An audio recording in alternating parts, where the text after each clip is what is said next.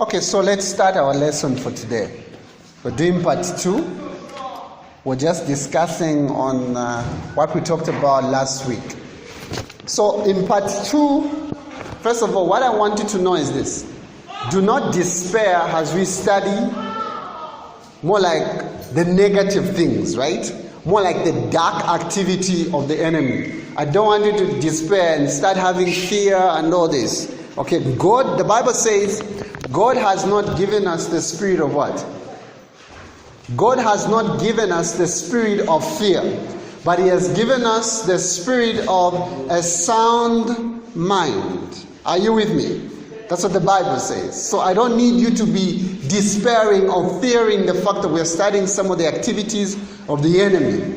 It is essential to know how your enemy works. Are we together on that one? So let's turn our Bibles. We'll begin reading from Colossians chapter 1. Colossians chapter 1, we'll read verse 16 and 17. So you without Bibles, how will you read?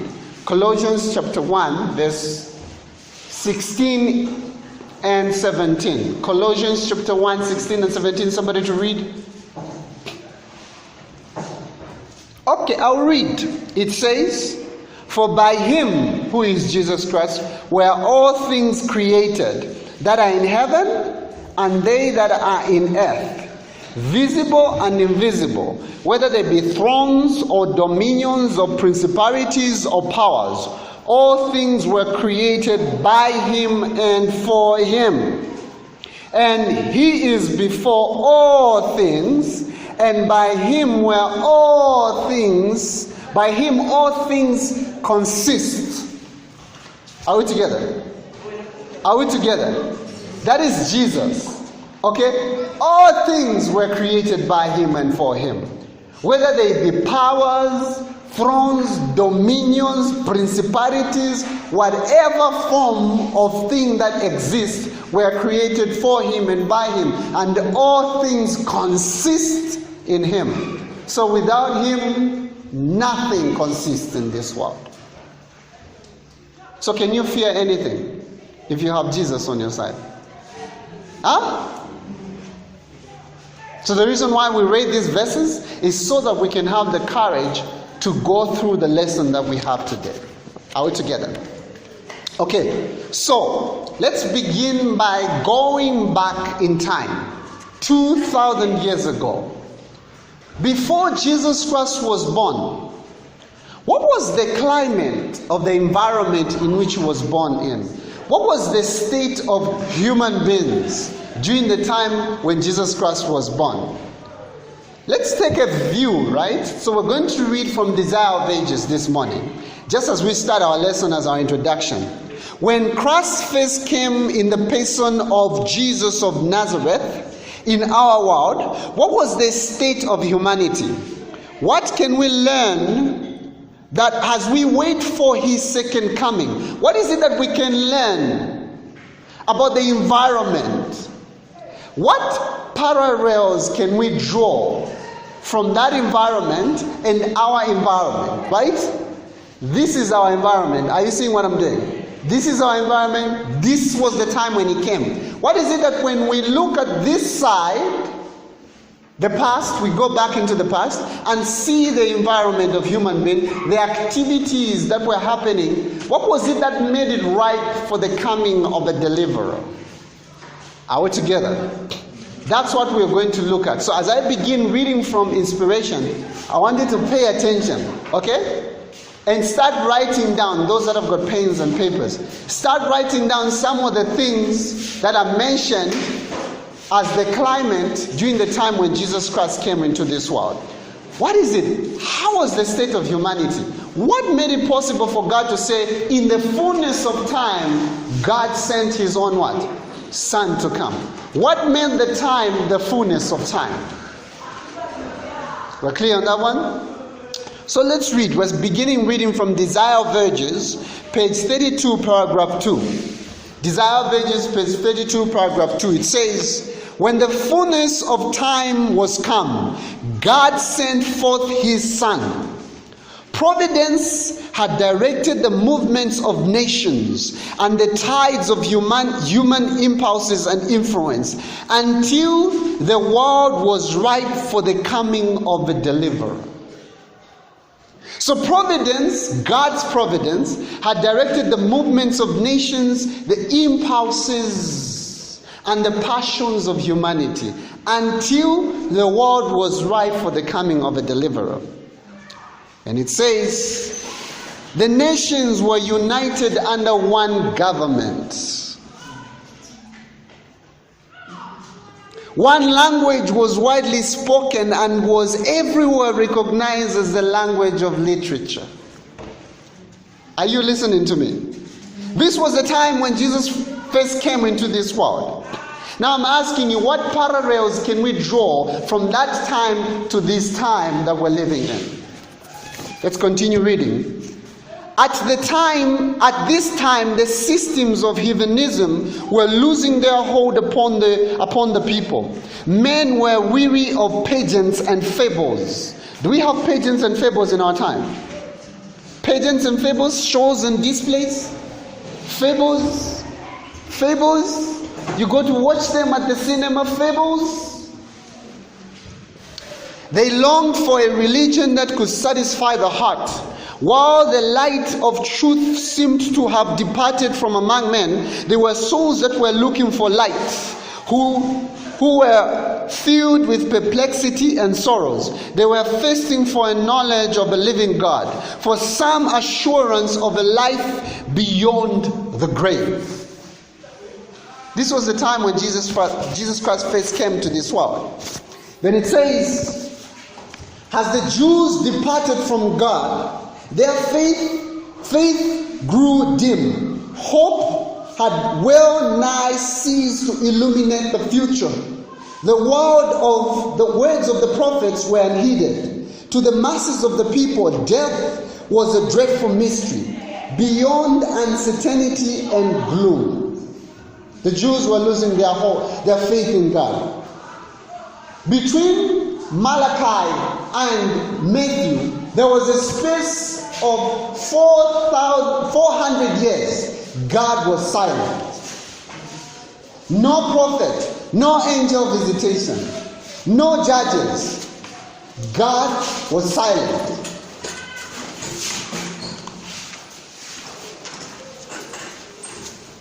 It was not alone the wailing cry of the mothers of Bethlehem or Bethany, but the cry of the great heart of humanity that was born to the prophets across the centuries. The voice is heard in Ramah, lamentation and weeping and great mourning, Rachel weeping for her children, and that she would not be comforted because they were not.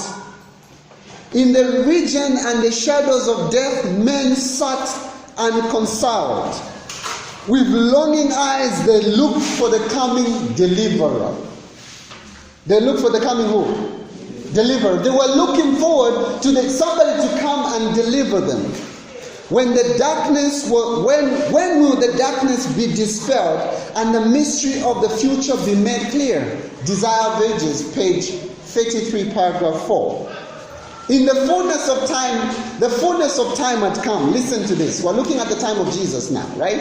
The fullness of time had come. Humanity becoming more degraded through the age of transgression, called for the coming of a Redeemer.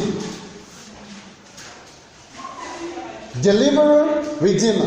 Humanity degraded by sin. Are we together? Okay, let's continue. Satan had been working to make the gulf deep and impassable between heaven and earth. He was making the gulf deep and impassable between heaven and the earth, so that no one would cross over. God doesn't need to come to your side, and you don't need to go to his side. That was the devil's activity during the time when Jesus Christ came. By his falsehoods, he had embodied men in sin. It was his purpose to wear out the forbearance of God. He worked out a purpose to wear out the forbearance of God and to extinguish his love for man, so that he would not pardon to extinguish his love for man so that he would abandon the world to satanic jurisdiction. That's the devil's intent. The devil is not your friend. Do you understand me? His intent was so that God's forbearance, his long suffering comes to an end, his love for humanity comes to an end, and then when it comes to an end, he abandons this world to say, hey, listen, it's Satan's jurisdiction. Let him rule. Let him have his kingdom. That was the devil's intent. Are we together, young people? Satan was seeking to shut out from men a knowledge of God, to turn their attention from the temple of God and to establish his own kingdom. Remember last week we talked about there are two kingdoms, right? Okay, let's continue. His strife for supremacy had seemed to be almost wholly successful. That was the time when Jesus Christ came. His strife, the devil's supremacy, was almost wholly successful. It is true that in every age, in every generation, God has had his agencies.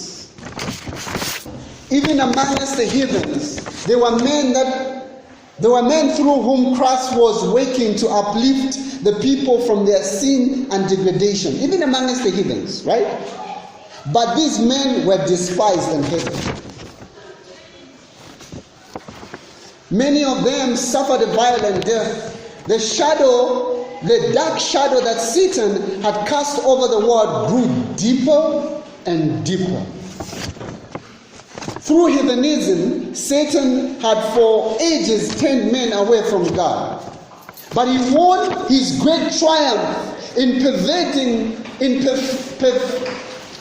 He won his great triumph when he perverted the faith of Israel. So all throughout the other nations, he was okay. Are you with me? He was okay, and they had removed the knowledge of God from them. They were practicing their own heathenism. Human sacrifice was there and all that. So he was okay. But when he perverted the faith of Israel, he won his great triumph. Are we together? Are we together? Let's continue reading. It says, by contemplating and worshipping their own concepts, the heathens had lost a knowledge of God. How did they lose the knowledge of God? By contemplating and worshipping their own what? Concepts. They had lost a knowledge of God and became more and more corrupt. So it was with Israel. Israel was a chosen nation by God, given the oracles of God, the speakings of God, the 10 commandments. They were given the sanctuary service, a blueprint by which God would deal with sin. They were given everything. But now the devil was perverting them, and they started worshiping their own concepts and their own tradition. It says the principle, listen to this. You need to pay attention to this. Are you with me? Listen to this. The principle that man can save himself by his own work lies at the foundation of every heathen religion.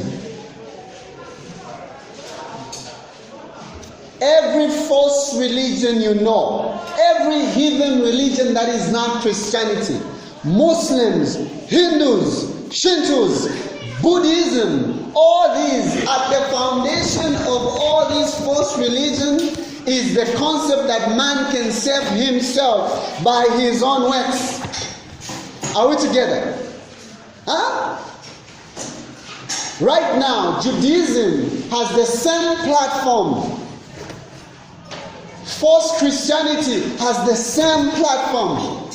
The Catholic system, same platform. It continues, says, the principle that man can save himself by his own works lies at the foundation of every heathen religion. It had now become the principle of the Jewish religion. Have you interacted with Jews? Have you? Interact with Jews. Read about Jews. The main principle is that man can save himself by his own works. Then she says Satan had planted this principle. Who planted the principle? Satan. The devil. had planted the principle. Wherever it is held, wherever this principle is held, men have no barrier against sin.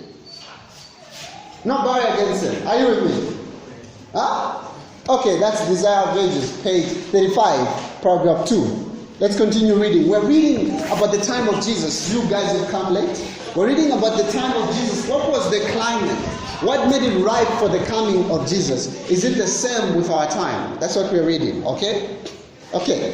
The message of salvation is communicated to men through human agencies.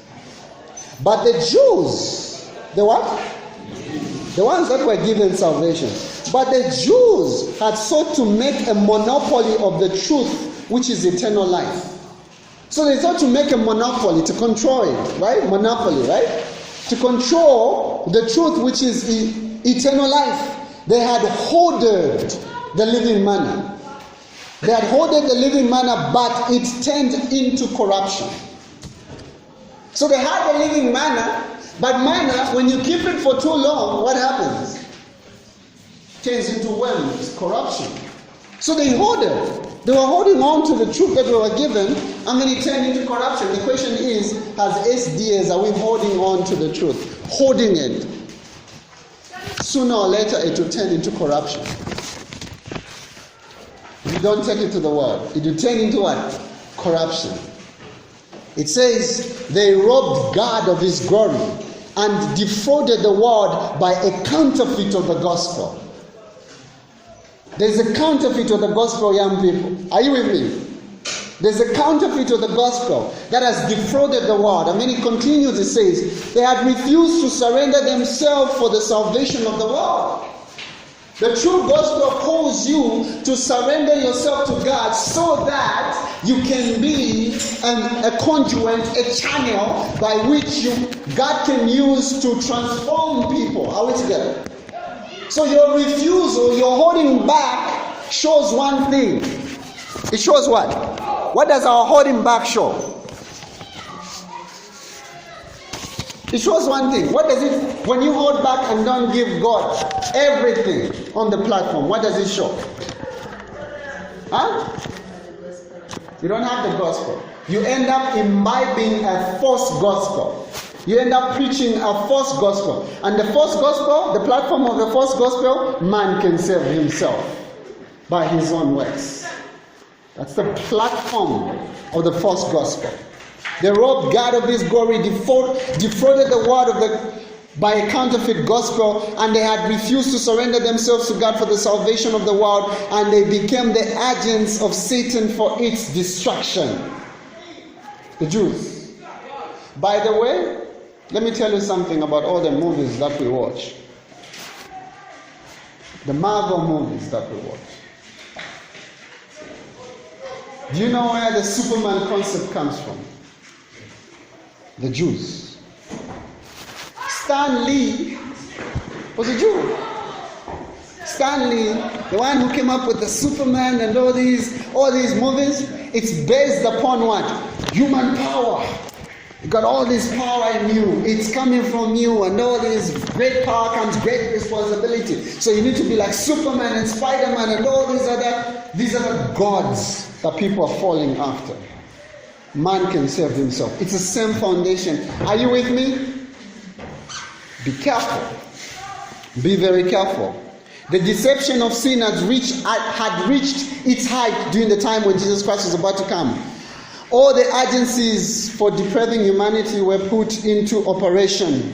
The Son of Man looked upon the world, beheld suffering and misery, and with pity he saw how men had become victims of satanic cruelty. He looked upon them with compassion and upon those that were being corrupted, murdered, and lost. Their chosen ruler, remember this is about two rulers, right? Two kingdoms. So they had chosen a ruler who had chained them to his car, as captives. You see, the devil, when he gets you, you just don't go.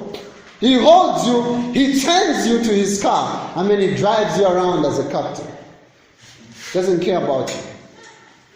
Bewildered and deceived, They were moving on in gloomy procession towards eternal ruin, to death where there is no hope of life, towards night to which cometh no morning. Satanic agencies were incorporated with men. This is where I need you to pay attention, because we're talking about demon possession, right?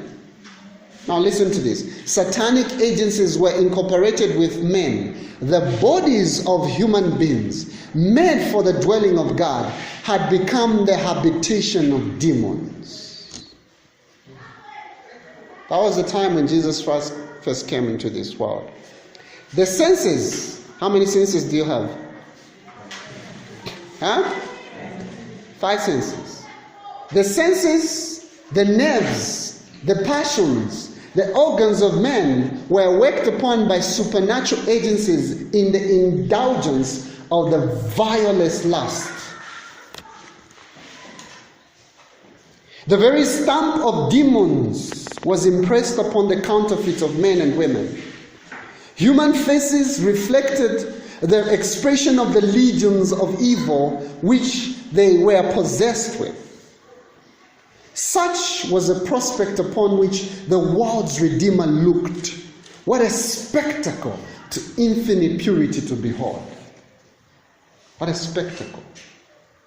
The bodies of men that were made for the dwelling of God had become the dwelling of who? Demons. The senses, the needs, the passions were worked by supernatural agencies which led them to commit the vilest lust. Sin had become a science, and vice was consecrated a part of religion. Rebellion had struck its deep root into the hearts of men, and the hostility of man towards heaven was violent. It was demonstrated to the universe. Everyone else now was looking. The unfallen worlds were looking. There was a demonstration upon this world. It was demonstrated to the universe that apart from God, humans could not be uplifted. Apart from God, human beings cannot be uplifted. A new element of life and power must be imparted by Him who had made the world. It had to take, not even Angel Gabriel can do this work of adding a new element to human beings. It had to take the one who made the world. Listen, with intense interest, the unfallen worlds, the worlds that have never fallen and disobeyed God, had looked to see Jehovah arise and sweep away the inhabitants of the earth. So they were waiting to see that God now is going to sweep away, because sin had taken its deep root. And if God should do this, Satan was ready to carry out his plan to secure himself the allegiance of heavenly beings. So he was ready. The devil was like, I'm waiting. Because I've worked so much to degrade these human beings. Obviously, the forbearance of God, the long suffering of God, the love of God towards these miserable creatures that I've created will be gone. But all of a sudden, He would destroy this world. And when He destroys this world, then I will secure my allegiance with the rest of the unfallen worlds. The devil is not your friend. He had declared in the beginning that the principle of God's government make forgiveness impossible. Had the world been destroyed, he, the devil, would have claimed that this accusation was proven to be true.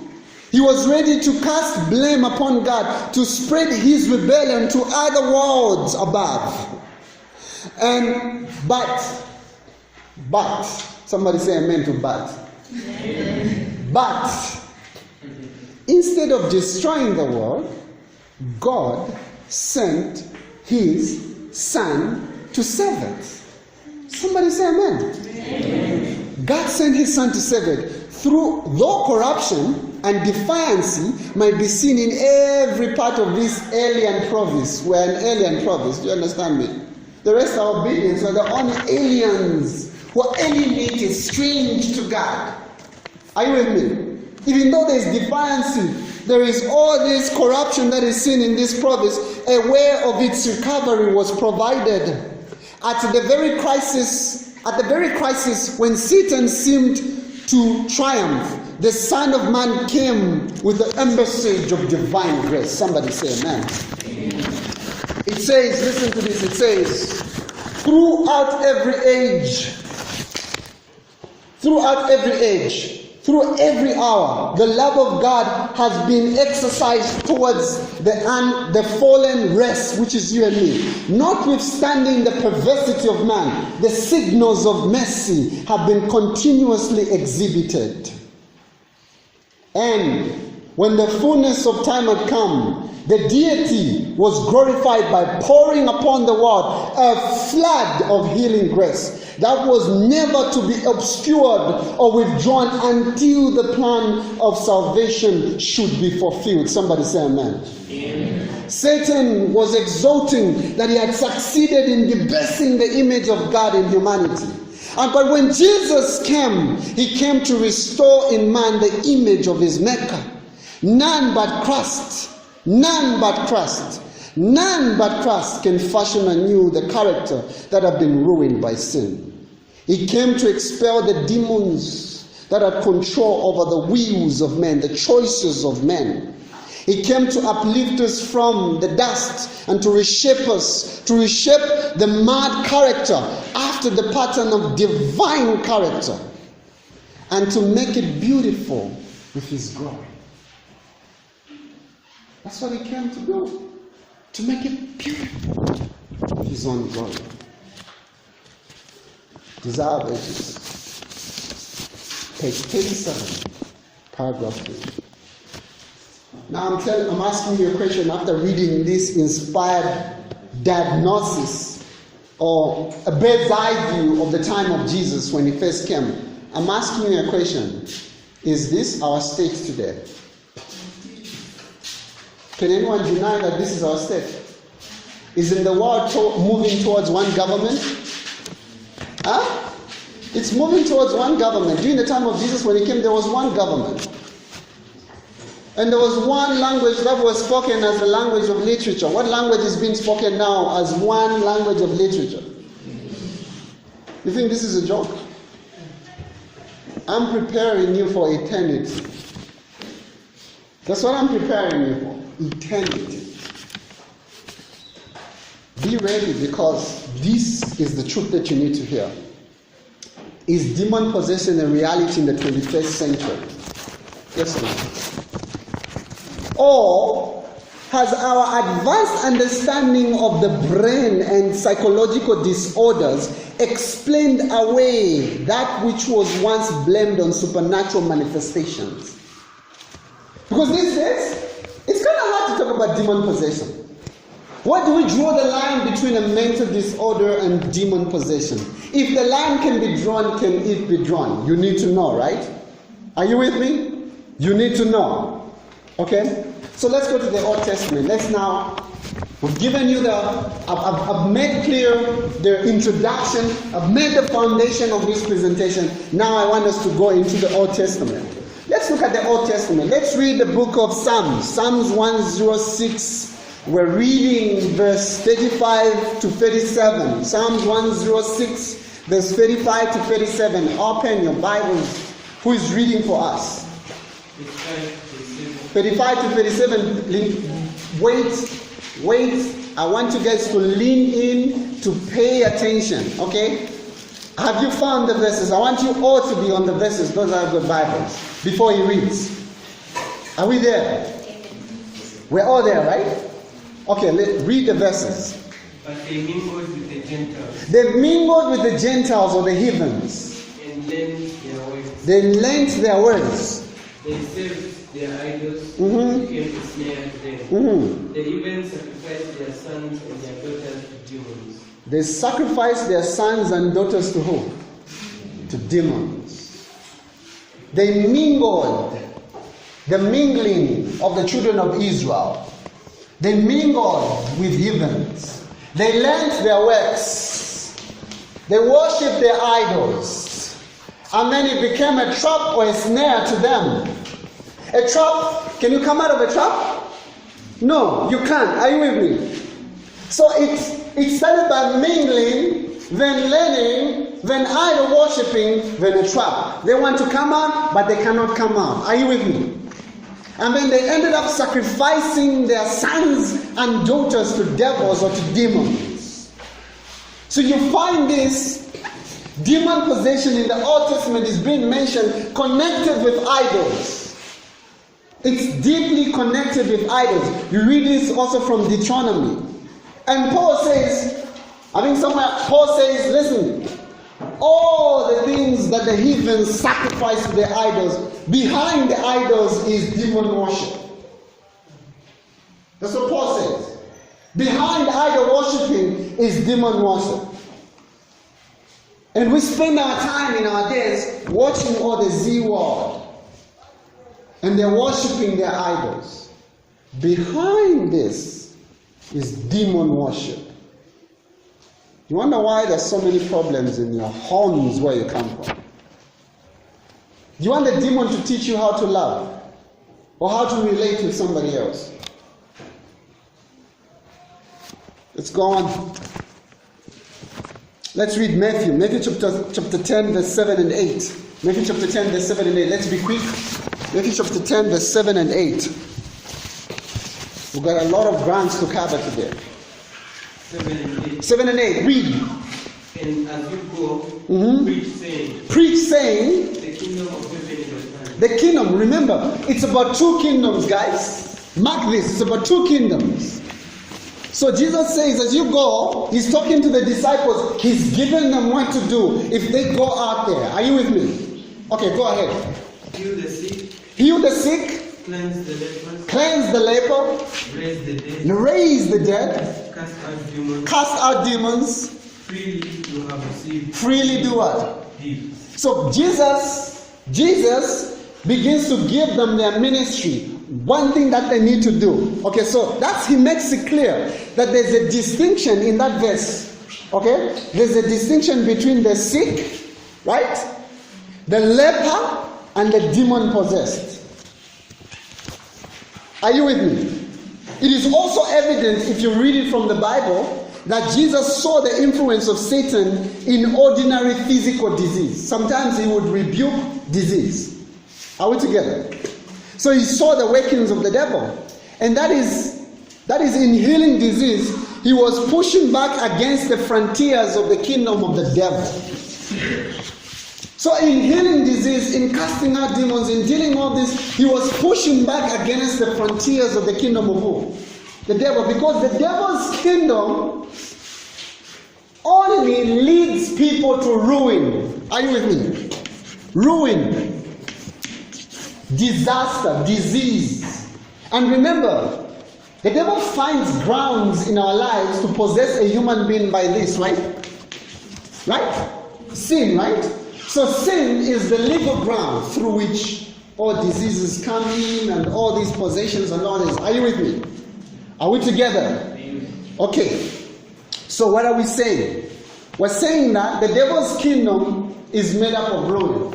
I was reading a book, it's entitled Paradise Lost. I've mentioned about this book before, I remember. It's quite a difficult book to read because it's written in the Old English. Like, it's hard to read. But in Paradise Lost, the author begins to describe the fall of Adam and Eve. After the fall. And then he paints this beautiful picture of the devil rushing in and he's laughing with his demons about the fall of Adam and Eve. And they're laughing, and then you know what they're saying? They're saying, it only took an apple. It only took a fruit to make them fall. And then they're all laughing and laughing historically with their brassy voices. They're laughing, and then as they're laughing, they're all plucking fruits from the tree and they begin to eat. And as they're eating all the demonic realms, as they're eating, all of a sudden the fruit turns to ashes. A reminder of their end, that they will end up as ashes. It's a beautiful book. Paradise Lost. A reminder, God reminds them, ruin, because the devil knows he's doomed. Are you with me? The devil knows doom is coming. He knows doom is coming. Doomsday is coming. So he was pushing against the frontiers of Satan's kingdom. Let's read Mark chapter 1 verse 34. And somebody else to open Mark chapter 3, verse 10 and 11. So we're reading Mark chapter 1 verse 34 and 39. So you read 34 and then you go to 39. Mark 1 verse 34. Yes. Then he healed many who were sick with various diseases and cast out many demons. Okay, go to 39. And he was preaching in their synagogues throughout all Galilee, casting out demons. And casting out demons. Somebody to open Mark chapter 3 verse 10 and 11. He had healed many people, and all those who were ill kept pushing their way to him in order to touch him. Whenever the people who had evil spirits in them saw him, they would fall down before him and scream, "You are the Son of God." So the demons identified him as the Son of God. You see, the demons have got no argument about who Jesus Christ is. They know who he is. Are you with me? They know. It's you and me who don't know who Jesus Christ is. Are you with me? They know this one is the Holy One of Israel. They would scream out. They would know and identify him. What have you come to do? Okay, so let's read Desire of Ages. I'm going to read Desire of Ages. We're reading page 514. Paragraph 1, Desire of Ages. No, not Desire of Ages, sorry. Great Controversy. Okay, it's GC, Great Controversy. Listen to this quotation. It says, the fact. The what? What is the fact? Can you dispute the fact? No, you can't, right? It says, the fact that men and women have been possessed with demons is clearly stated in the New Testament. The people that's afflicted, the persons that's afflicted, were not merely suffering from diseases of natural cause. Diseases of what? Natural cause. Okay? They are not merely suffering from diseases of natural cause. Then it continues, it says, Christ had perfect understanding. What kind of understanding? Is there anyone who can surpass him in terms of perfect understanding? No. It says Christ had perfect understanding of that which he was dealing with, and he recognized the direct presence and the agencies of evil spirits. Perfect understanding. He had a perfect understanding. He knew. So he wasn't playing a game. He knew exactly this is a demon. And it wasn't caused by natural causes. Science studies natural causes. It doesn't study metaphysical or supernatural causes. It's limited. It's crippled. Science is a cripple. It only studied that which it can see, it can test, it can verify with the eyes. Are you with me? It's called empirical evidence. Have you learned about empirical evidence? Oh, you will learn. Okay, science is limited in this understanding. It is always looking for a natural cause and has a limited understanding of the influence of the metaphysical supernatural world. But believe me, science is catching up with the Bible and the spirit of prophecy. It's now trying to catch up and so it's true. Yes.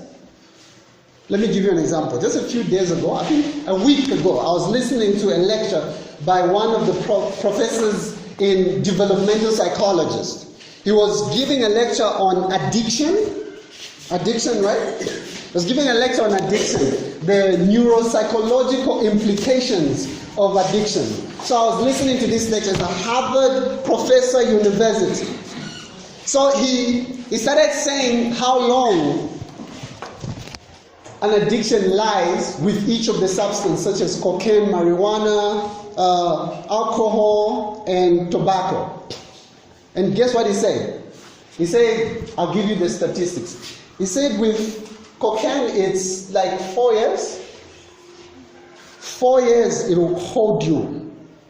And if you continue using it, you will die. And then he mentioned like marijuana, it's like 6 years. And then he also mentioned alcohol is 15 years. You're under the grip of alcohol. And then he goes on to mention Tobacco. He says tobacco is 25 years. And you know what he said? This is the most evil one. Guess what? Ellen White said it 100 years ago. Science is playing catch up. So you guys have been given everything by God to help out these people who are caught up in this. We've been given everything by God. So don't play dumb. Don't play that. It's not going to work. Stick to what you've been given. 25 years, you're under the grip. I'll bring the lecture to you guys one day so that you listen to it then. Yeah? If we're doing PowerPoints, I'd have shown you what he said himself. Science is playing catch up. Are you with me? It's playing catch up now. Okay, so science. Here is a quotation from Mind, Character and Personality, Volume 2, Mind, Character and Personality, page 20. It says this about the sciences. It says the sciences which treat the human mind. What science treats the human mind? Psychology. Are you with me? Psychology treats the human mind, studies the human mind, human behavior. Are you with me? So that it can predict and all that. Okay? So the sciences which treats the human minds are very much exalted. If I go in a place and then I tell them I'm a psychologist, they go, oh, see, you can read my mind. Everybody else says that. That's not true. Okay. So these sciences are very much exalted. They are good in their place. They are what? They are what?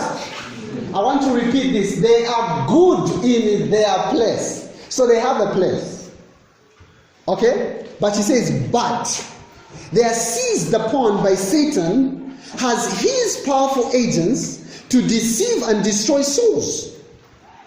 So that which is good in itself that God has created, like this science should be good to help humanity, is seized by Satan. And he uses it to destroy human souls. So I'll give you examples of the dangerous fields in psychology.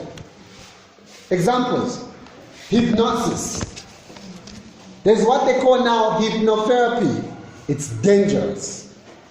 And then there is parapsychology. And in parapsychology, it comes with branches. It gives birth to branches. Are you with me? That's parapsychology. So there is a branch under parapsychology called telepathy. And then there is telekinesis.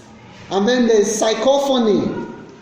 Are you with me? And then there is dream analysis, language analysis, handwriting analysis, palm reading. All these are under this. Are you with me? So they deal with the paranormal.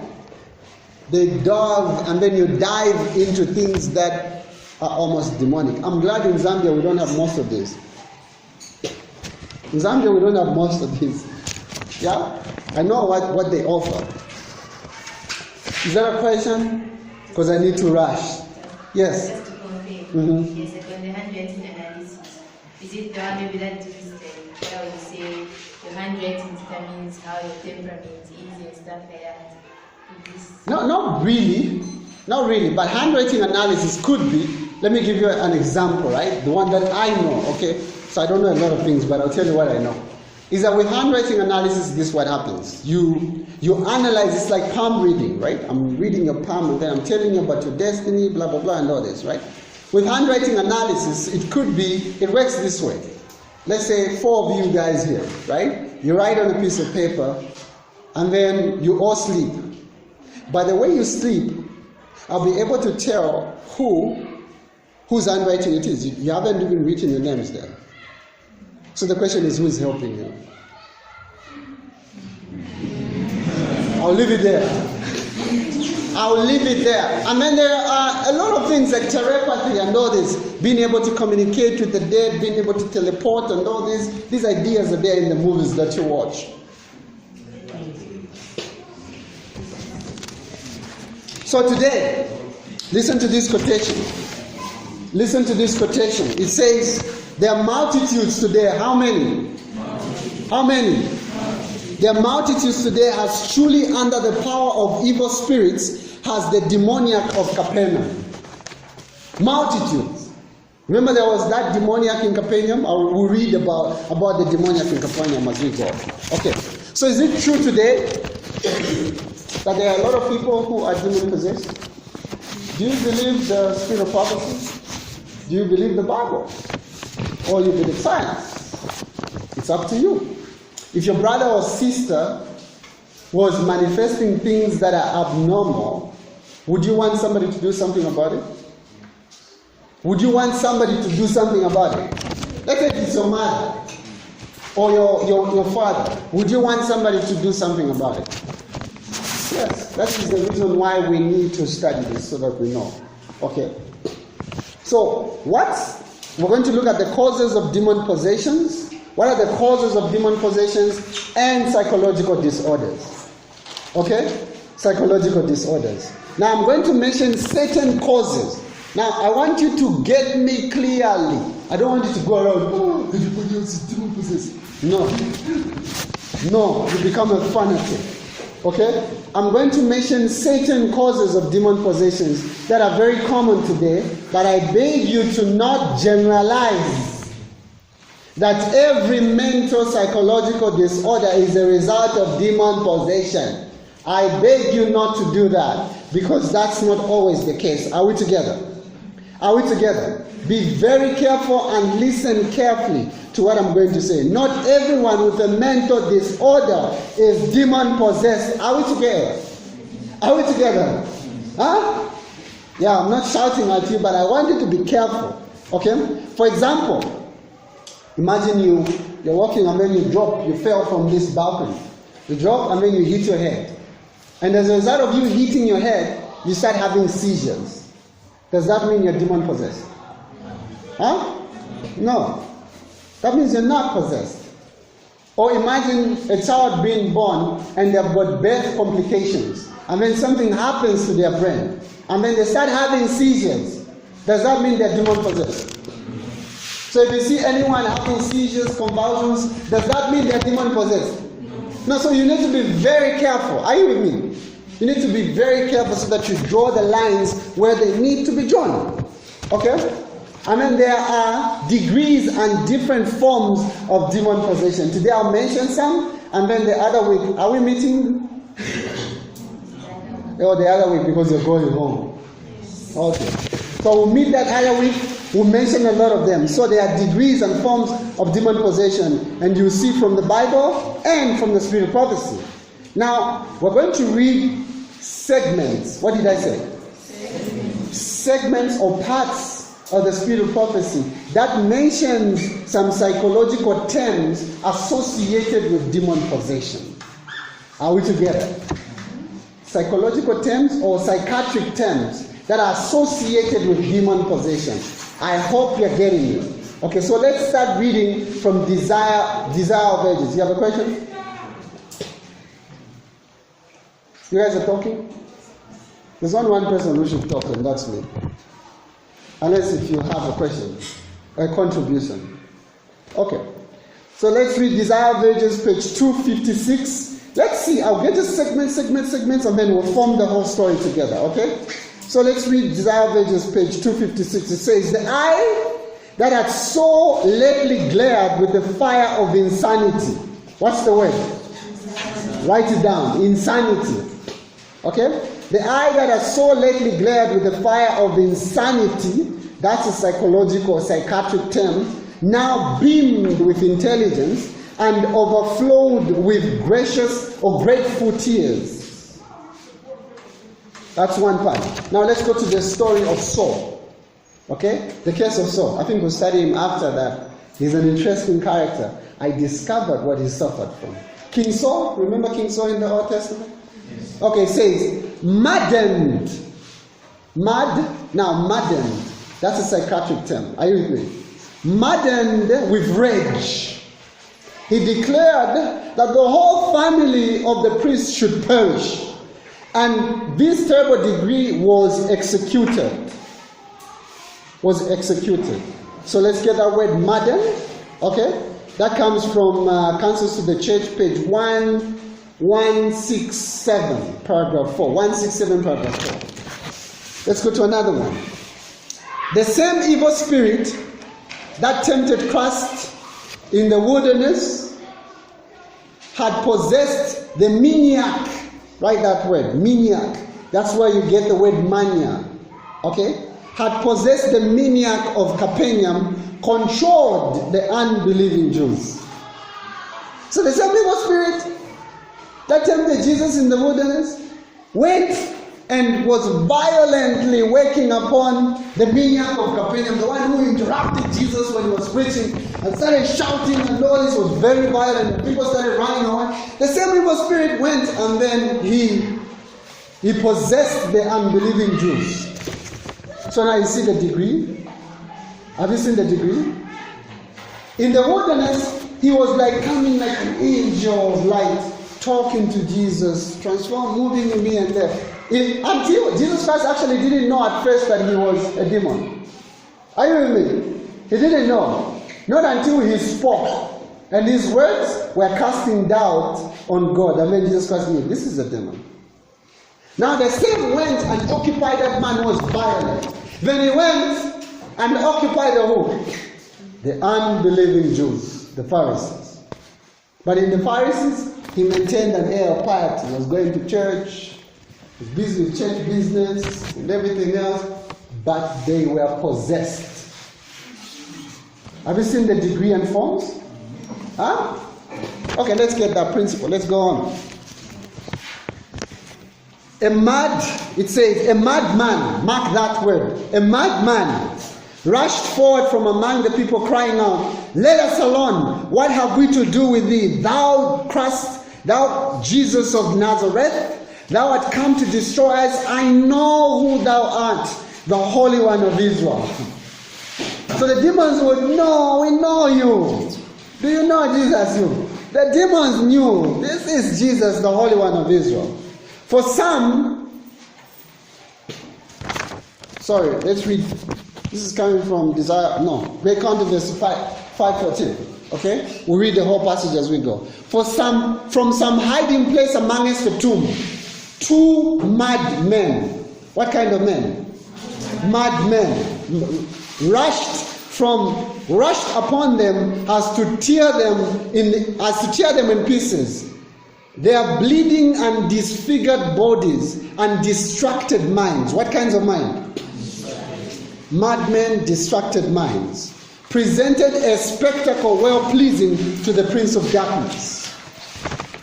So, from all those that we have picked, the segments that we have picked, the spirit of prophecy is using terms that were used during that time to refer to mental illness. Like madness, madmen, maddened, maniac. What else?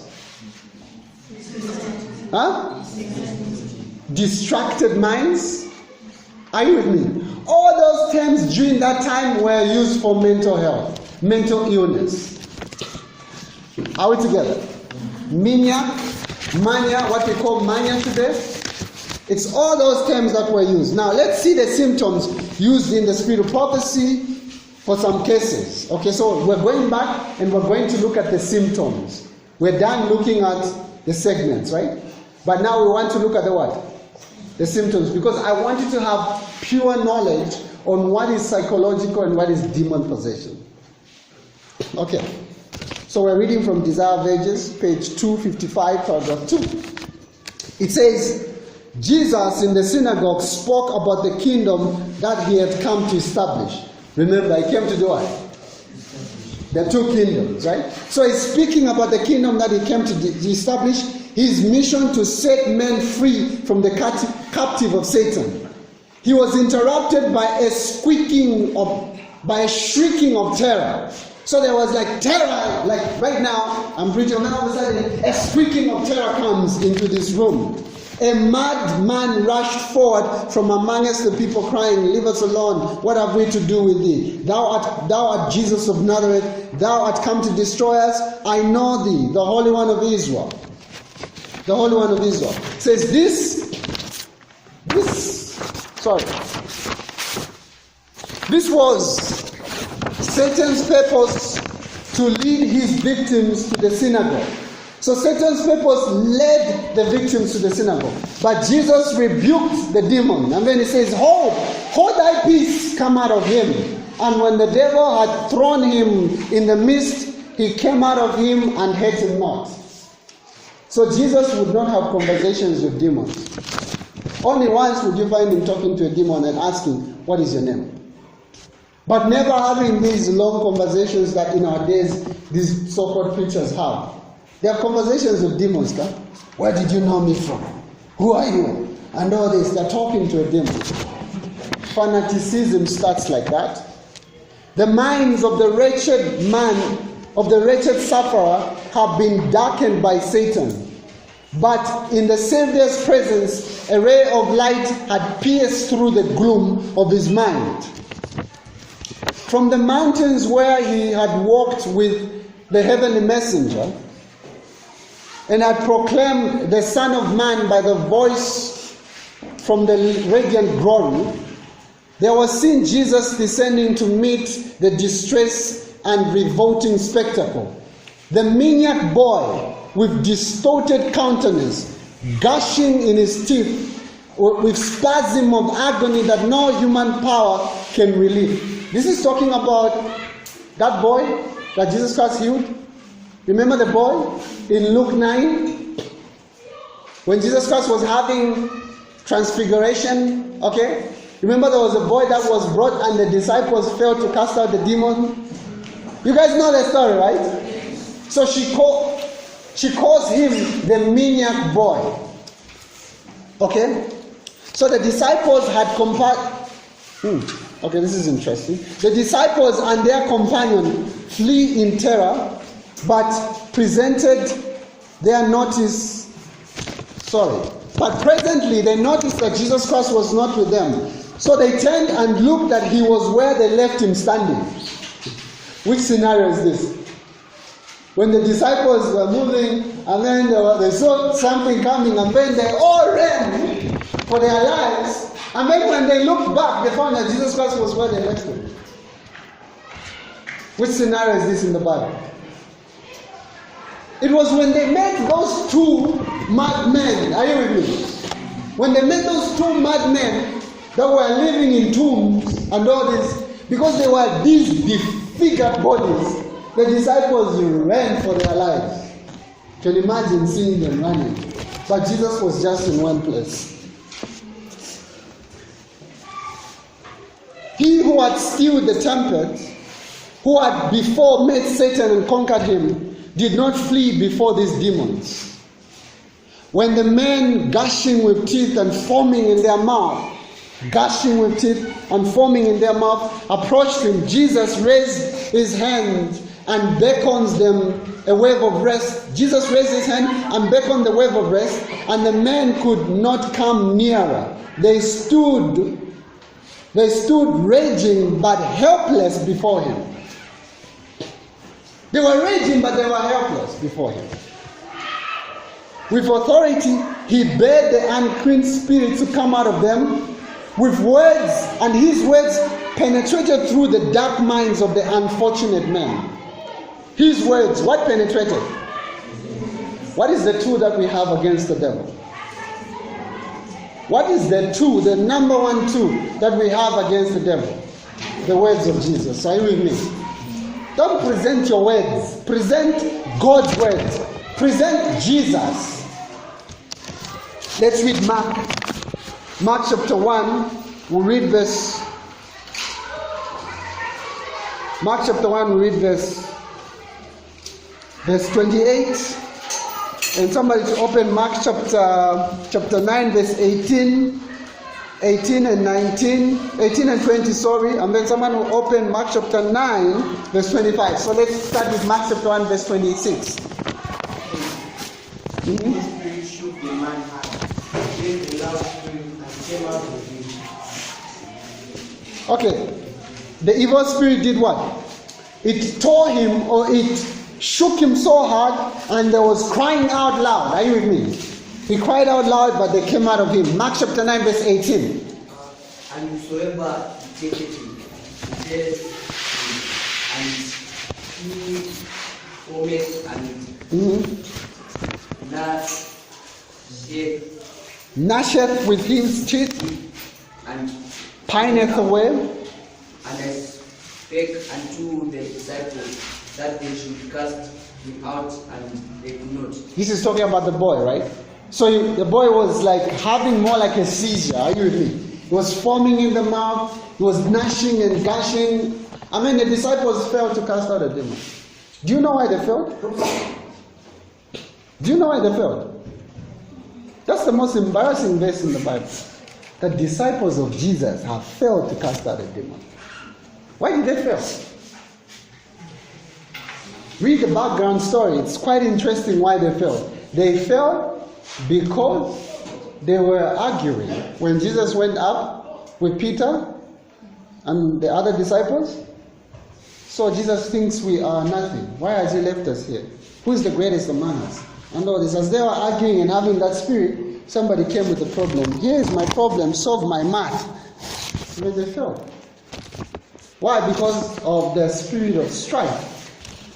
Seeking who is the greatest position and all this. Are you with me? They failed to cast out a demon. Why do we fail? So let's read Mark 20. Verse 20. Somebody choose verse 20. And they brought him unto him, and when he saw him, straightway the spirit teared him, and he fell on the ground and wallowed from him. Just seeing Jesus, the spirit started fighting and tearing him and falling to the ground, and he's foaming, and just seeing Jesus, it unsettles. Are you with me? It unsettles the man. Verse 25 of the same chapter, Mark chapter 9, 25. When Jesus saw that the people came running together, he took the foul spirit, saying unto him, Thou dumb and deaf spirit. What kind of spirit? Dumb and deaf. Dumb and deaf. Do you have the dumb and deaf during our time? Dumb and deaf. Do you have the dumb and deaf during our time? Okay, read on. I charge thee, come out of him, and enter no more into him. Read verse 26 as well. And the spirit cried, and rent him so, and came out of him, and he was as one dead, in so much that many said he's dead. He's dead. Are you seeing what's happening in those verses? Okay, that's the Bible. Okay, so the most fully recorded example of demon possession in the New Testament is found in Mark 14. If you read Mark 14, verse 14 to 29, it's the story of the boy whom the disciples were unable to drive out the demon. Okay, the father described his son as being possessed by a spirit that robbed him of speech. Dumb? Are you with me? That robbed him of speech, then became rigid. Robbed him of speech, and he had periodic seizures. So there was a period of time when he would have these seizures, right? He would have seizures, falling to the ground, foaming to the mouth, gripping the teeth, and then becoming rigid. Are you with me? Jesus gave the command, you dumb and deaf spirit, I command you, come out of him and enter him no more, in verse 25 that we just read. The spirit then squealed and the boy convulsed violently, but the spirit came out of him. The boy was left exhausted, and Matthew tells us that the father described the boy as lunatic. Let's read it from the book of Matthew. The father described the boy as lunatic. Okay? Matthew chapter 17, verse 15, sorry. Matthew chapter 17, verse 15. It reads, that's Matthew 17, verse 15. Uh-huh. Lord, have mercy on my son, for he is lunatic. He's lunatic. Are you with me? So it says he's lunatic. Now, how much time do we have? Oh, we still have time. Now, pay attention, because what I'm going to do is that I'm going to be quoting from doctors. I'm going to be quoting from who? Some of you have come late. It will be hard to catch up. It will be very hard. You need to get it on YouTube. Okay, so I'm going to be quoting from doctors, well-pronounced doctors, who've written books and papers on some of these stories that we just read. Okay? So this is Dr. John Wilkinson. He goes further to make a diagnosis of the boy. He's actually a psychiatric doctor. Okay? He makes a diagnosis of the boy. He says, this is the doctor, this is what he says. The boy suffered from a major form of epilepsy. The boy suffered from a major form of epilepsy. This, however, is not the final diagnosis. So the final diagnosis is not what? It's not epilepsy. Are you with me? So the final diagnosis is not epilepsy. This is what the doctor is saying. He's saying the final diagnosis is not epilepsy. This is not the final diagnosis. Okay? For epilepsy is a what? We're talking about what? Epilepsy is a what? Is a symptom and not a disease. Epilepsy is a symptom and not a disease.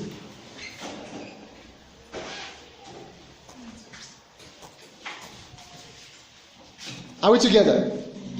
Epilepsy is a symptom and not a disease. It is due to sudden disturbances of the nervous cells in the brain and may have many causes. How many causes? Many causes. So epilepsy is a disturbance of the nervous cells in the brain, nervous system in the brain, and may have what? Many causes. So epilepsy is not a disease, it's a symptom. Let's continue reading. It may have many causes. This is from the book. The book is entitled A History of Medical Psychology. A History of Medical Psychology. Okay, that's the title of the book. Okay, and I was reading from page 163. So I'm giving you all the references so that you go and read. Okay? So that you become informed. Okay? Here is another doctor, Dr. Franklin, or Frank even, described epilepsy. This is how he described epilepsy. As a state of impaired brain function characterized by recurrent periodic, I mean this word. Recurrent, periodic, somebody to pronounce this word.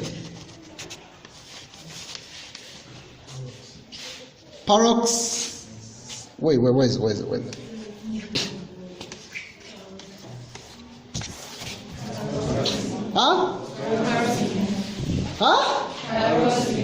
Paroxysmal. Okay. Disturbances in mental function with changing in behavior and thoughts. So epilepsy will have disturbances in whatever this is, in brain function, and then there will be change in terms of our thoughts and behavior. That's how he described what epilepsy is. Now, the Seventh-day Adventist Bible Commentary puts the matter clear. In Bible Commentary, Volume 5, page 575, it says, so far as inspiration has indicated, the manifestation of physical and mental disorder that marked the demon-possessed were in and of themselves not different from the manifestation attributed to natural causes. So was there a difference between a psychological disorder and a demon-possessed disorder? Was there a difference in terms of the manifestation of someone who is psychologically disordered and someone who was demon-possessed? No. Are you with me?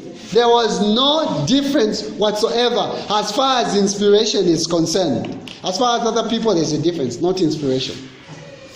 Okay. It says, apparently the difference lies not in the nervous or physical symptoms displayed, but in the agencies, the cause of those symptoms. That's where there's a difference. Are you with me? So the difference lies not in the nervous changes and all this, the brain dysfunction and all this, because you'll find that a person who has just dropped from there and has got seizures and all this, they have the same seizures as a person who is demon-possessed. So the difference is not so much in what? The physical manifestation, physical symptoms, but the difference is in the cause. Are you with me? What has caused it? Did you fall? Did you have this? Birth complications and all this? So, for a person to be fully diagnosed with a mental disorder, do you know what is needed? They need a thorough history from a medical doctor who is more like a psychiatrist. Okay? And then a thorough history from a psychologist. And then they need the third one, a thorough history from a pastor or a clergyman. So that you are able to determine what is the cause. Because if you don't know the cause, you might be given a pill. They're giving you pills to take, right? But the cause is not. Are you with me? Because the medication, do you know what the medication does? The medication deals with your symptoms, with your seizures, your convulsion and all this, but it's not dealing with the cause. Are you with me? Huh? Are you with me?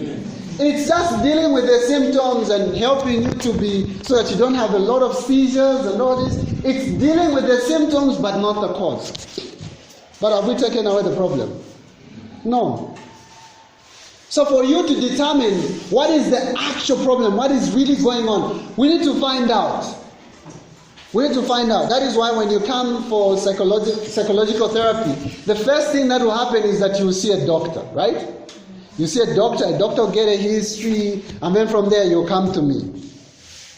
As a psychologist, I'll get my own history, look at your life, your social life, your spiritual life, your what life, and no mental life, and all this. We'll look at all the social dynamics and see where is the problem. Are you with me? But most people don't talk about spiritual health because they are metaphysical. Nobody wants to talk about it. But let me tell you the secret. The secret of my successes with my patients is that I will slaughter in the spiritual help. And when I slaughter in, I find that things become just okay. They're taking medication, they're attending therapy, they went back to church, they're enjoying their church, everything else is fine. Are you with me? You are a complete being. You're not just physical, you're not just mental. There's a spiritual component that you need. You came from somewhere. God must be a part of your life. Are you with me? Okay. So, the symptoms can be given a name. But the fact that the symptom can be given a name does not mean that demons were not involved in causing them. So you can give a name to a symptom, epilepsy. So we need to take a thorough history. Let's find out what happened. Yeah? Are you with me? That's how you learn to diagnose and know what's happening. Case history of the demoniac of Capernaum. Let's look at the case history. What caused him to become a demoniac? Okay, let's read. In Desire of Ages, page 256, paragraph. It's a very beautiful medical history. It's more like a psychological history. Are you with me? Paragraph 3, it says, the secret cause of the affliction. What cause? You guys are not with me. The secret cause. What cause? The secret cause of the affliction that had made this man a fearsome spectacle to his friends and a burden to himself was in his own life. So you need to find out what's the cause. What's the secret cause? So for this man, it was in his own life. He had been fascinated by the pleasures of sin. Listen, he continues, says, he had thought to make life a grand carnival, a festival, a party, a life of the party. He thought that's what life is. He had not dreamed of becoming a terror to the world and a reproach to his family. He thought he could have his time spent innocently in doing things that were folly or harmful. But once in the downward path, his feet were rapidly descending. So he thought, you know what, I think I can still play with this for now. And then one day I'll just boom, I'm fine now. But once he indulged, he found that he was just going deeper and deeper. There was no way of him going backwards. Are you with me? His feet were descending rapidly. Intemperance and frivolity. What is frivolity? It's like comedy, fun, and all this. No lack of seriousness, right? So it was intemperance, indulgence, self-indulgence, greedy. That's what intemperance means, right? Perverted the noble attributes of his nature, and Satan took absolute control of him. Absolute control of him. Remorse came too late. Remorse came too late. When he would have sacrificed wealth and pleasure to regain his lost manhood, he had become helpless in the grip of the evil one. He had placed himself on the enemy's grounds, and Satan took possession of all his faculties. Took possession of all his faculties. The tempter had allured him. You know he allures, right? He allures you. He charms you on. Sin, guys, fascinates you before it assassinates you. So it's fascinating at first. It's just the pleasure of life. Everything is fine. By the time you know it, ruin. So the tempter lured him with many charming presentations. But once the wretched man was in his power, the devil became relentless in his cruelty, terrible in his angry visitation, so it will be, so she says now, she concludes the case, says, so it will be with all who yield to evil. The fascinating pleasures of their airy career in the darkness of this world will end up in madness or eternal ruin of the soul. The devil is not your friend. Let's get that clear, right? He's not your friend. Here we see the direct cause linked to a sinful life. A man living in a sinful, he thinks, I can play around, I can do this. At some time, I'll get converted. Let's just have our time here, right? Huh? Since we have all the time, right? We're still young, we can still play with this, we can still watch this, we can still, at some time I'll stop, right? Still play with marijuana, with alcohol and all this, I can still hang out with this, right? By the time you know it, ruined. There's a description, I've forgotten the quotation by Ellen White. She says, listen, once you begin moving into that direction, wrong direction, you know what the devil does? As you are moving, the devil is unrolling all the barbed wires. Put in barbed wires. Barbed wires. By the time you reach that side, and you think I need to go back, there are barbed wires lined up. And you can't step there because you'll be bleeding the whole way. That's the path of destruction. And some people say, I can't go back. Let me just be. I think this is the way I am. And that is why things like masturbation have been made like normal by even the most scientific people. We'll talk about this the other week. Be ready. Okay. There are multitudes today that are truly under the power of an evil spirit as the demoniac of Capernaum. All who willfully depart from God's commandments are placing themselves under the power of Satan.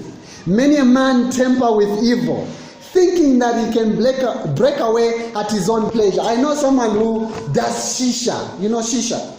Yeah, so they do shisha, they drink and all this. Yeah, I need to have my own time. Thinking that at my own time, I'll break away and then I'll be free. You're lying to yourself.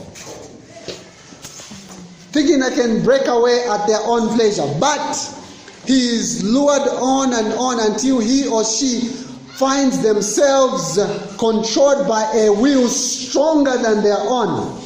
He cannot escape its mysterious power. Secret sin or master passion may hold him as captive, as helpless as the demoniac of Capernaum. That's from Ministry of Healing, page 93 and 94. You don't get to decide when you leave once you have made your decision to side with the devil. He won't let you. Are you with me? There are people who've joined the Illuminati. Joined them, fascinated and all this. I mean, they decide, I get to live. I've met people who are like that. And then they say, okay, now go and kill your mother. My mother, no. I want out. They say, no, there's no out here. Say, kill your mother or we'll come for you.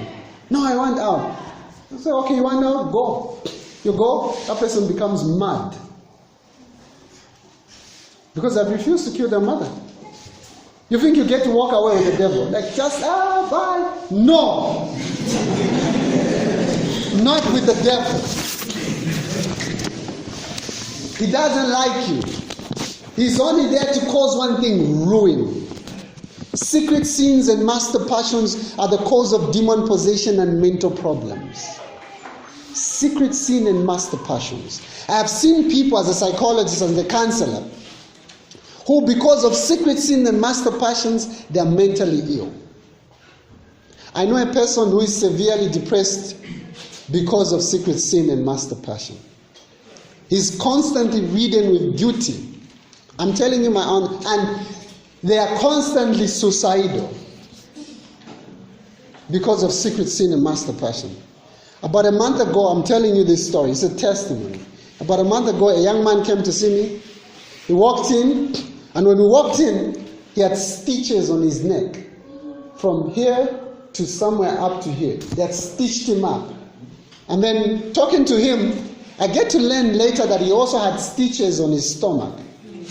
Stitches. They had stitched him back so that he's okay. I sat down to get the case history. This young man had been practicing homosexuality for years. Secret sin and master passion. Now, he was hearing the voices of condemnation in his head. He was constantly hearing these voices condemning him. And he could not take it any longer. So he locked himself up, obeyed the voice, and the voices told him to cut his throat. And then cut his stomach out.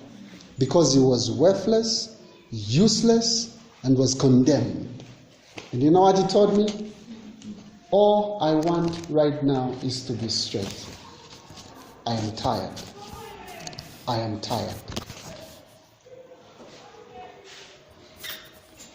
I can tell you case after case. We can spend the whole day here. Of people I've met because of secret sin and master passions, they've become mentally ill. We can spend our whole day here. I can tell you people have become lesbians. Secret sin and master passions. What are the secret sins and what are the master passions? 12:39, we still have time. Let's go ahead. What are the secret sins? What are the master passions? I'm going to tell you a few today, then next week, the other week, and then we'll go into many of those. What are the secret sins and what are the master passions? Ellen White says this in Ministry of Healing, page 172. 172, she says this. Listen. In dealing with the victims, dealing with who? Dealing with who?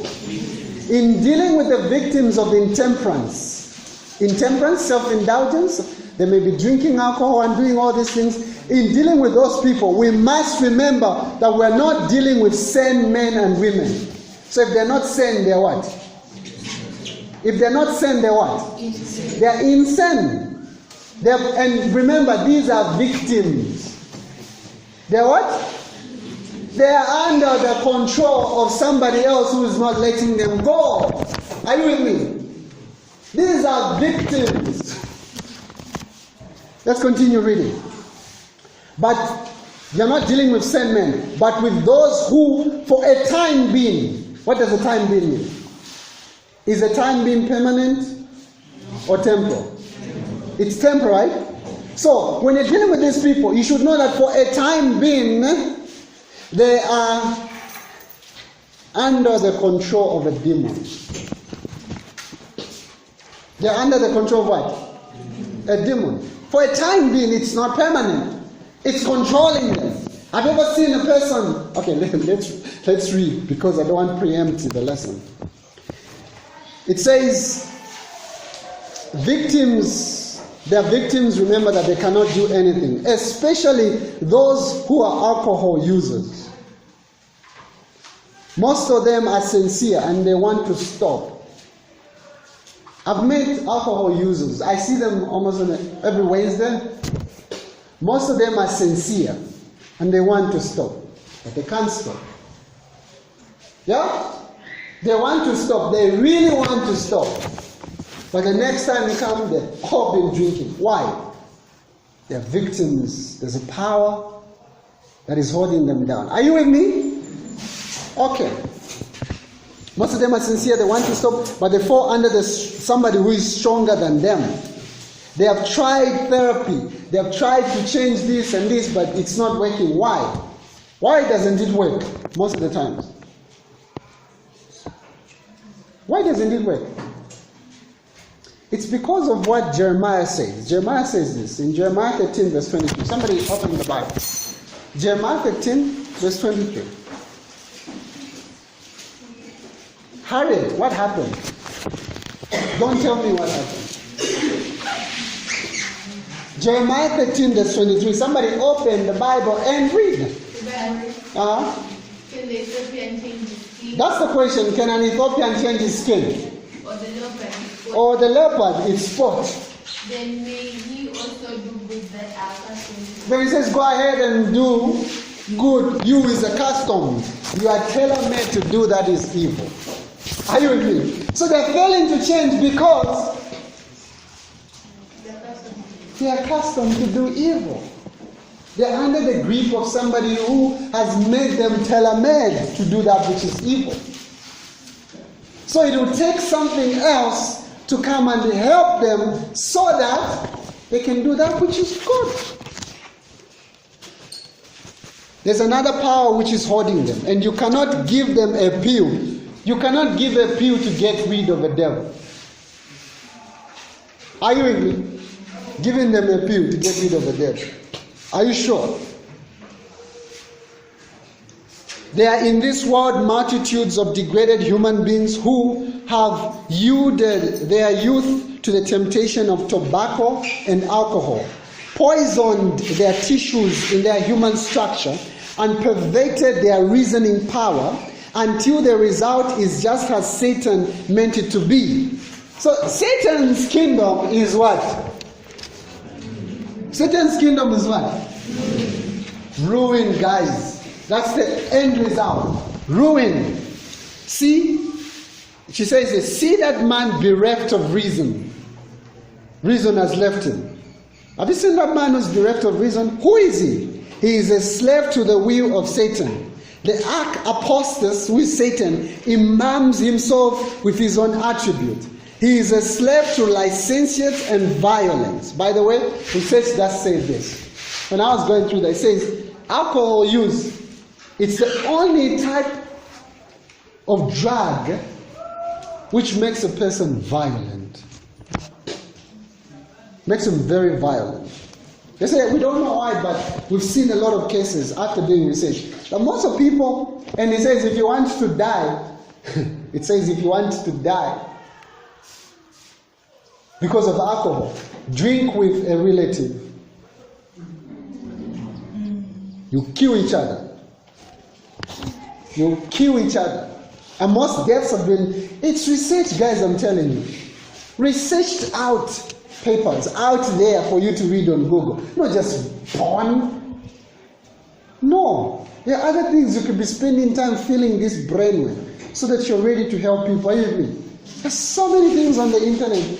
Not just playing all this Candy Crush.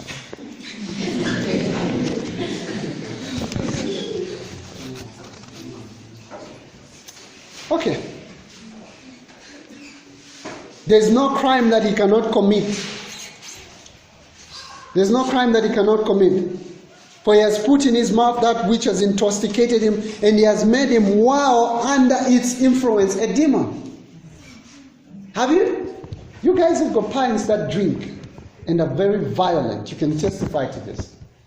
But sometimes your dad is very nice. Nice and everything. If you have a relative, if your dad doesn't drink, well and good. I grew up in a family where my father used to drink. Okay? He used to drink, and I saw the violence. I saw how he would beat up my mother like crazy. And it was like all the time when that started, you have to hide. Because he's going to kill all of you.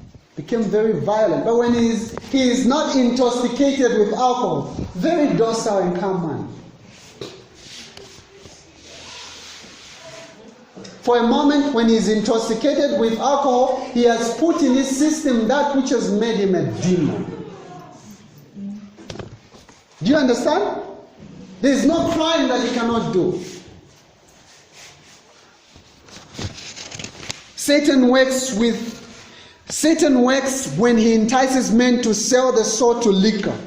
He takes possession of body, mind, and soul. And it is no longer the man but Satan who acts. Temperance, page 22, sorry. It is no longer the man but Satan who acts. All of a sudden your fathers become very violent, beating up everything else and destroying everything else. So, to give you evidence of what I'm talking about, on Friday, I posted something on my statuses on Facebook, on WhatsApp, and it was about a narcissist. Do you know what a narcissist is? Narcissism. Do you know what narcissism is? They are typical sons of the devil. Yes, they belong to the cluster B type of personality disorder. Narcissists are very proud. They don't care about you. If they are with you, it's because of their benefit. They are proud. They are full of themselves. They can do you in like crazy. It's basically the devil's children. Are you with me? The prototypes of the devil's children, narcissists. That's the prototype. So I put it there, and it was describing who a narcissist is. And then one of my friends told me to send me that. I need to look at it. And then he says, that describes my husband. She says, it's typical my husband. He beats me up, and then she says, just yesterday he was beating me up, kicking me in my stomach, calling me all these names when he's drunk, by the way. And then calling me all these names until when I lost it, I got a marker and I threw it in his face. And then she sent me photos of him because he was being stitched up and all this. He's always violent. There was a time when she called me, she told me, listen, I'm in a car, I'm sleeping in a car. You think that's not demonic?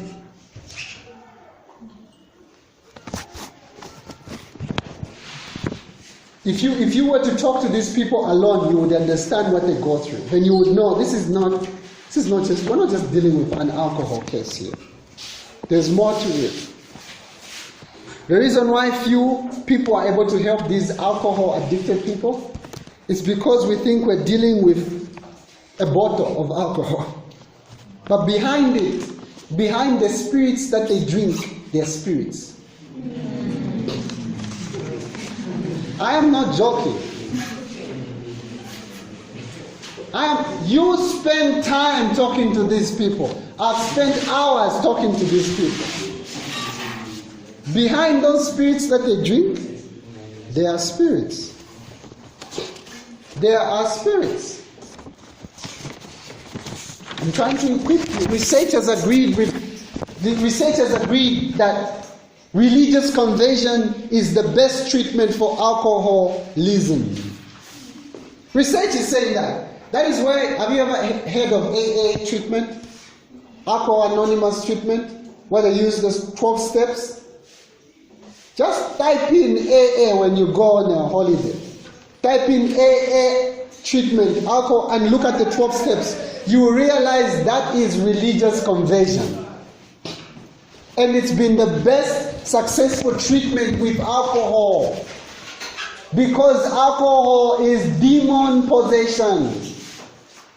Alcohol dependence is demon possession. I said it. And I don't apologize for saying the truth. Look at the drunkard. See the liquor that he has bought. His eyes are glared and blood-bolted. His countenance is bloated. He's staggering and he cannot stand straight. There's a signs of Satan's work is written all over him. And nature protests. The body usually protests. Do you understand me? The body is going to protest. You'll be having seizures. That's a protest from nature. We don't know this guy that you're putting in us. We don't know him. He doesn't belong here. Nature protests. Nature protests.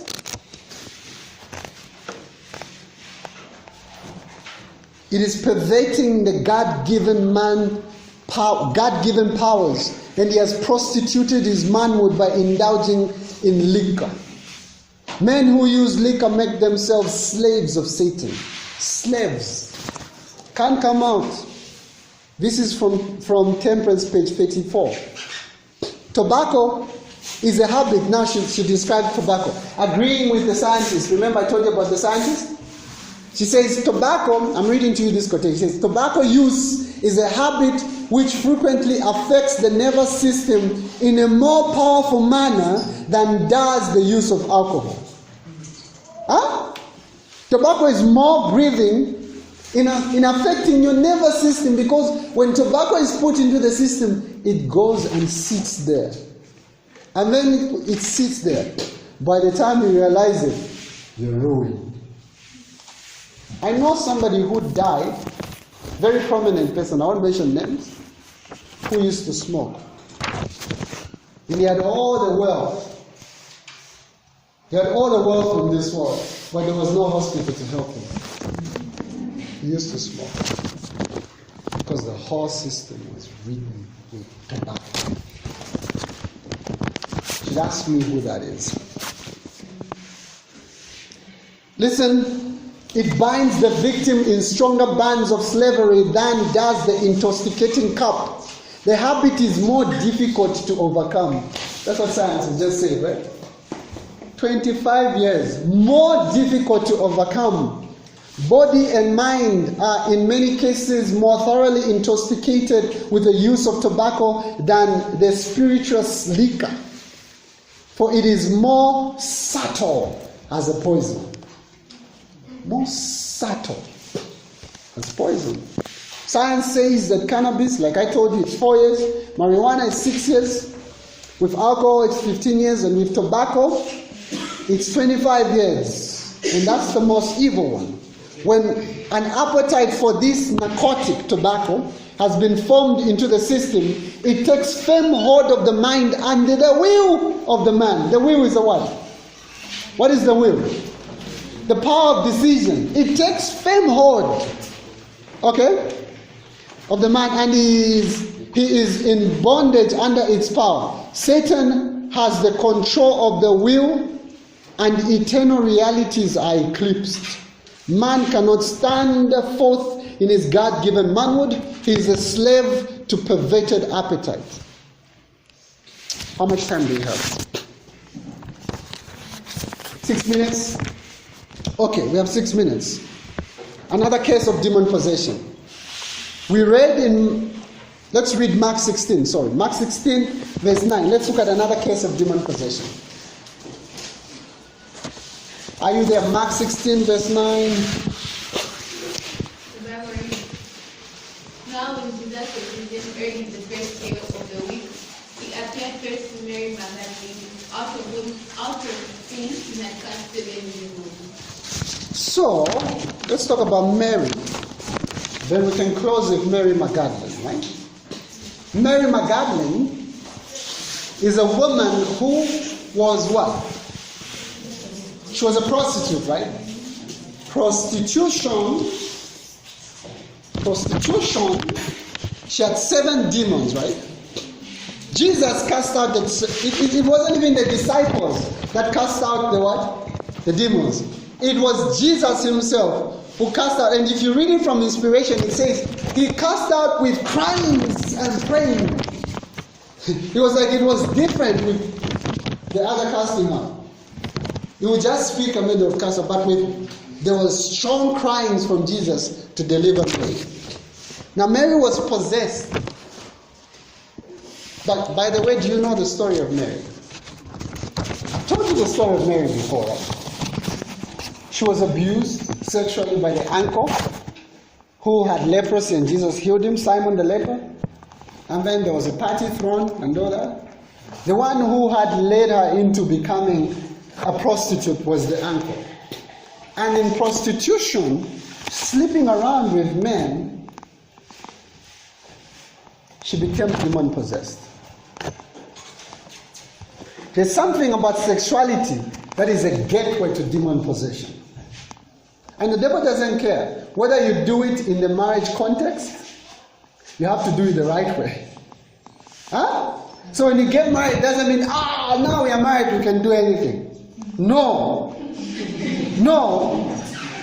The devil doesn't care. Are you with me? Oh, just because you're married doesn't mean that everything goes. Are you with me? No. There are things you don't need to do. So next week, when we start talking about most of these things, you discover this, that sexuality as a gateway for demon possession. I'll tell you a story of a woman. There's a woman just right here in Zambia. Chester. The husband had got, they're married, right? So they can do anything. So he had all these fantasies about sex. So he wanted to try them out. Yeah? Just try them out and see. No, pushing the bounds of fantasies in the mind. So one day he said, okay, my wife, I want us to have 3 people in the bedroom. Let's have a threesome. I mean, the wife was like, no, that's not right. So her conscience was like, no, that's not right. But because she loved the husband, and he kept on insisting on his birthday, she decided to grant him that permission. So, they had a threesome. And after that, it did not, remember what we said about the man who was going downwards. So like, it can stop. No, it didn't stop. So from a threesome, it was a group sex. I'm telling you this because it's reality.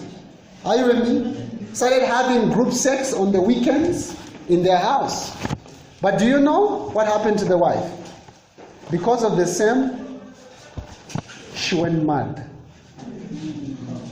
China Marcus. She went mad. China Marcus. So it doesn't mean that you can do anything just because you're married. Ellen White talks about men that are demons when they make their women slave to their vilest lust. Says these men are demons in men form. Let me tell you one movie which is demonic. 50 Shades of Grey. Demonic. It's demonic. And actually there's a psychology to that, by the way, where the woman wasn't enjoying and then ended up doing what? Marrying the guy. The devil will hold you. And they start loving the person that has abused you. It's a Stockholm syndrome, that's what it's called. Get bound to the person who, it's demonic. These are the things that are real and they're in society. Is there demon activity in our midst? Is the world ripe for a coming of a deliverer? It's ready, guys. It's ready. The other week when we talk about, I'll tell you something about Revelation chapter 9, where it talks about demons are going to flood this world like locusts from the bottomless pit. And because there are people who don't believe this is real, when that time comes, they will never dispute. It will actually be hard to dispute it. There's a young girl. I was told about her. She's supposed to come and see me. The father is more like a musician. And all this, they divorced with the mother. So he really wanted to make it as a musician here in Zambia. But it's hard. Yeah, it's hard. So he had to go somewhere else. So they made him join some of these Illuminati groups so that he can make it, right? So his name is known and all this. So he went. And I think they told him to sacrifice the daughter. And I don't know whether he refused. I don't know what happened, but I'm here to get the full story. But the details that I have are these, that the daughter started manifesting, doing all the Illuminati signs, moving like a snake on the ground, foaming on the mouth, and all this. She started doing all that. So the person who called me said, help me. What is it that I should do? So is there demonic activity in our time? Huh? Let me tell you another story, quickly. We only have 1 minute. Oh, it's up. Time is up. This lady came to see me. She was brought in. She had brief psychotic disorder. All of a sudden, she started manifesting this, becoming violent and all this, lost self-care and everything else. So, she was sedated. She was admitted. She now recouped, came back to her senses, so they brought her to a clinic. And when she came in, the doctor saw her, and then they brought her to me. And then when we sat to talk, I wanted to find out what really caused it, because they were not sure what happened. They just said she was attacked. She was attacked because she just started all of a sudden. But for me, I'm not convinced. If you just tell me it's just from nowhere, I need to find out what really happened. So she started telling me, you know what? It just started one day. I asked her, what were you doing? I was watching TV, and then all of a sudden, no, what were you watching? TB Joshua. TB Joshua. Then all of a sudden, I started manifesting. What was happening? What was he doing? He was delivering people there and all that. And she spent hours watching that. And all of a sudden, she started manifesting.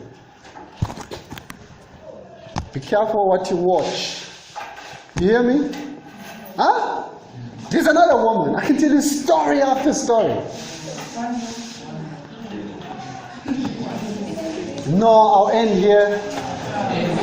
No, I'll end here. We'll continue the other week when we come back, right? Because we need to finish this. So, thank you for coming. Is someone ready to pray for us?